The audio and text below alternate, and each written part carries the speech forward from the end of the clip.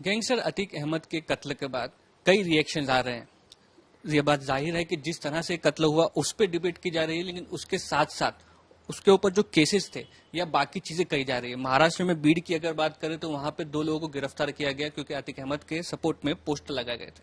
इस वक्त हमारे साथ बातचीत के लिए पॉलिटिकल एक्सपर्ट जफर सरेशवाला जुड़ रहे हैं, जिनके पास एक महत्वपूर्ण और इंटरेस्टिंग किस्सा है।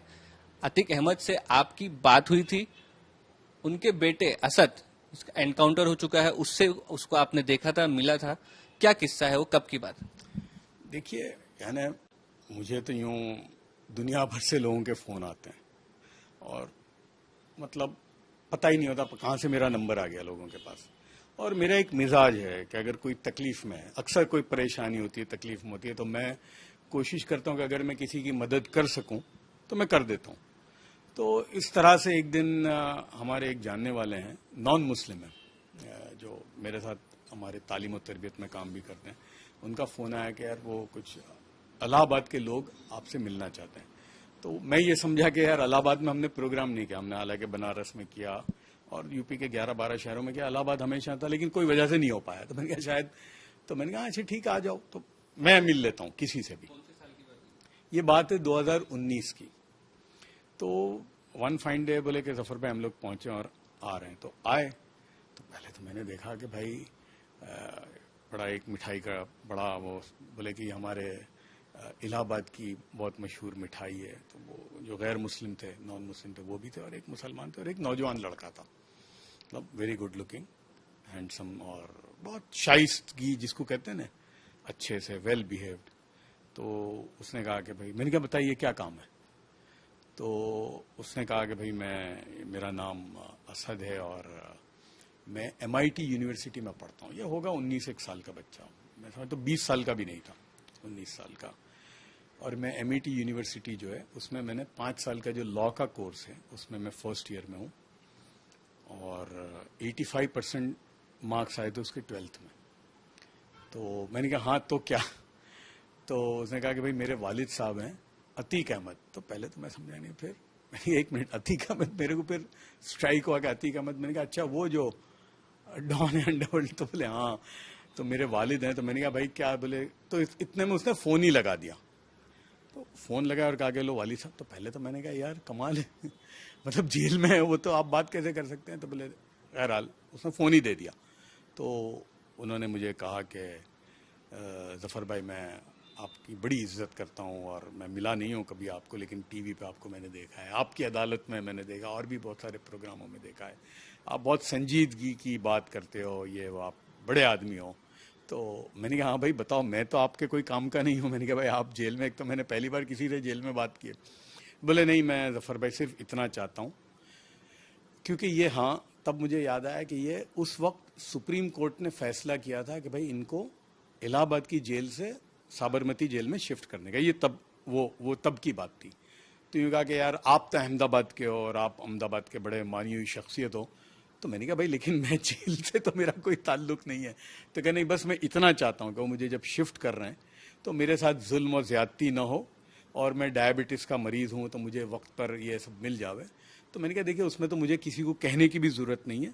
हमारे यहाँ जो अहमदाबाद में, चूँकि हम लोग अहमदाबाद की जो साबरमती जेल है उसमें सालों से बहुत सारे प्रोग्राम करते हैं, इफ्तार का करते हैं, ईद का मिलन का करते हैं, दिवाली का करते हैं, और हिंदू फेस्टिवल होती है उस वक्त भी हम लोग जो कैदी होते हैं उनके साथ हम एक सलूक करते हैं, और फिर पेरोल फरलो का बहुत सारे लोग आते हैं। तो मैंने कहा वैसे अहमदाबाद की जो सेंट्रल जेल है और वहाँ के जो लोग हैं वो बहुत ही संजीदा हैं, वो आपके साथ कोई ऐसा मामला नहीं करेंगे।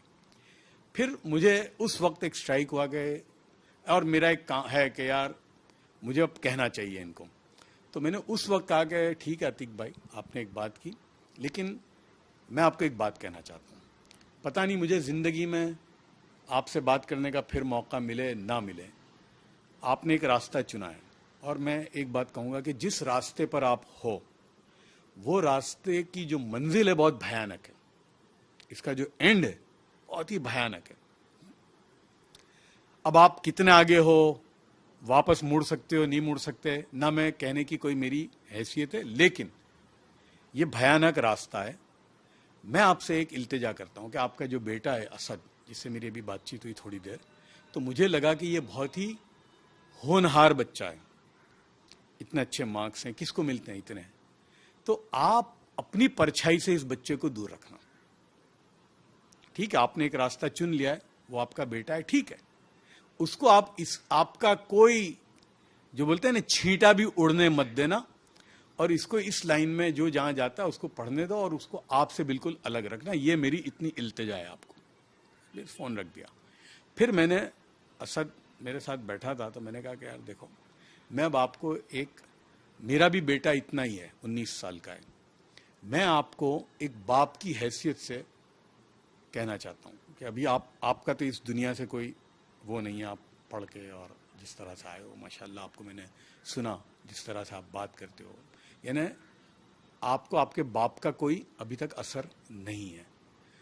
और देखो, ये रास्ता बड़ा खतरनाक है, जिस रास्ते पर आपके वालिद चले ना, इसका अंजाम बहुत ही बुरा है, आप उठा कर देख लो। और फिर मैंने उसको एक मिसाल दी। मैंने कहा कि अभी कुछ टाइम पहले एक फिल्म आई थी रईस, और मैंने कहा उसमें शाहरुख खान ने हमारे अहमदाबाद के डॉन हुआ करते थे लतीफ़, उनका रोल ऐसे किया था उसमें।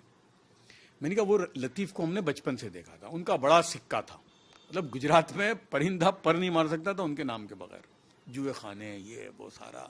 और मैंने कहा हमने देखा था कि वो ट्रक भर भर के चांदी उतरती थी उनकी, ट्रकें भर भर के। मैंने कहा उनका अंजाम इतना खतरनाक हुआ, और आज उनके बच्चे जो है ना पाई पाई के मोहताज हैं, उनका कोई नाम लेने वाला नहीं है, उनको कोई पूछने वाला नहीं है। यही होता है। इसलिए मैं आपको हाथ, फिर बाहर में उसको छोड़ने गया तो मैंने कहा मैं हाथ जोड़ के कहता हूँ कि इस रास्ते से दूर रहो।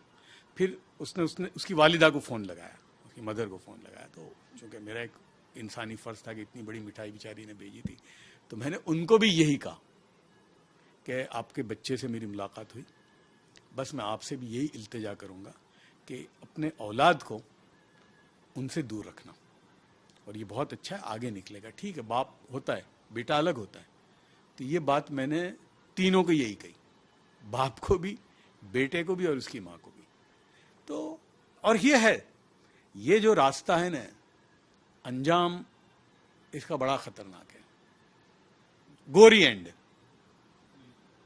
मुंबई में भी देखा गया, अहमदाबाद में गैंगस्टर्स का जो अंत होता है जिस तरह से, बिल्कुल। मैं कम से कम 10 जानता हूं, बड़े बड़े सूरमा, अरे यानी उनके बंबई में, मैं नाम नहीं लेता, कि जिनका दबदबा था, आज उनका कोई पूछने वाला नहीं है, मक्खी नहीं उड़ती उनसे।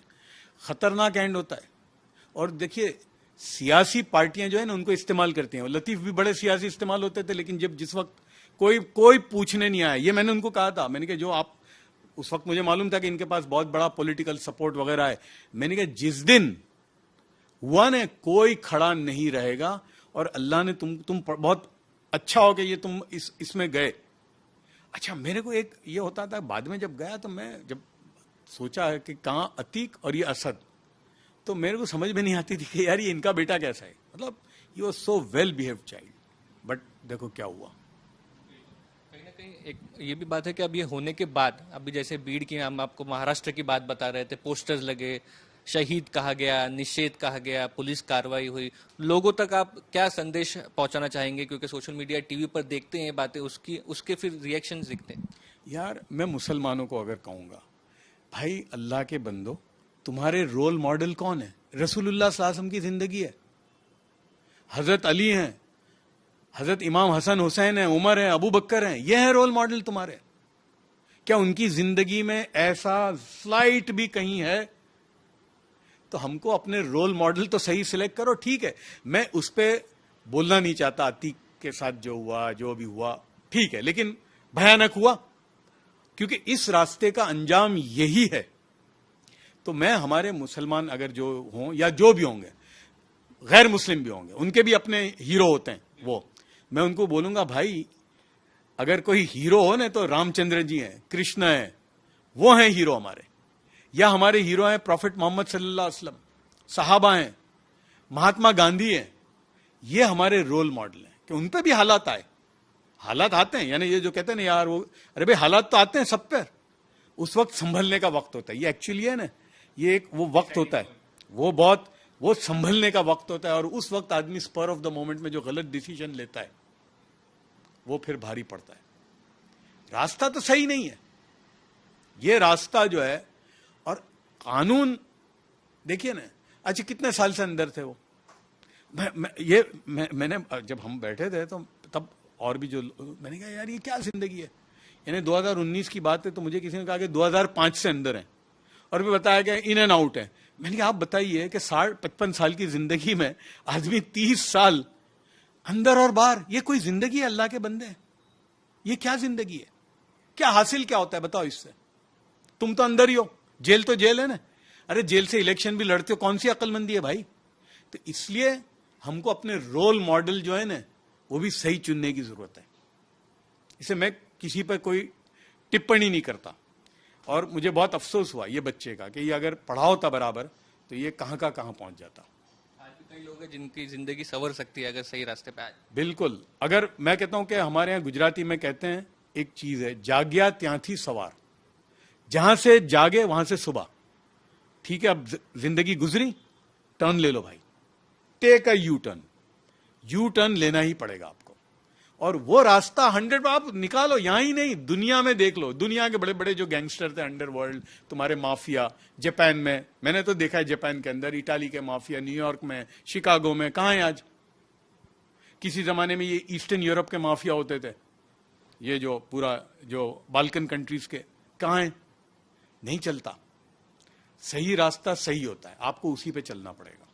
एनकाउंटर किलिंग्स भी कहीं ना कहीं डिबेटेबल विषय रहा है, वो भी कई जगह मुंबई में या कई जगह देखी गई है। एक वो चीज भी शायद सही तरह से कंक्लूजन नहीं होता कहीं ना कहीं। भाई देखिए वो तो है। अब वो कोई यानी यहाँ बॉम्बे में भी बहुत सारे सीरीज हैं। अब वो भी गलत है, यानी कि देखिए हमारे मुल्क की सबसे बड़ी खूबी आप देखिए, हिंदुस्तान की, कस्साब, पूरी दुनिया ने देखा है ना, गोली चला रहा था, कितने लोगों को मारा। क्या हमने वहां गोली मार दी उसको? क्या किया? उसको प्रॉपर ट्रायल दी, lower court, high court, supreme court. और सिर्फ वही नहीं, हमारे कॉन्स्टिट्यूशन में है कि देखिए मुल्क का दुश्मन है, टेररिस्ट है, उसको लॉयर भी दिया हमने, भारत सरकार ने दिया, और प्रॉपर उसको दी सुप्रीम कोर्ट में। फिर उसको कहा गया अच्छा ठीक है भाई, रिव्यू पिटीशन भी कर सकता है। मतलब सारा सब कुछ होने के बाद तो ये रूल ऑफ लॉ है हमारे मुल्क का, और उसका फख्र है हमको कि हमारे यहां बनाना रिपब्लिक नहीं है।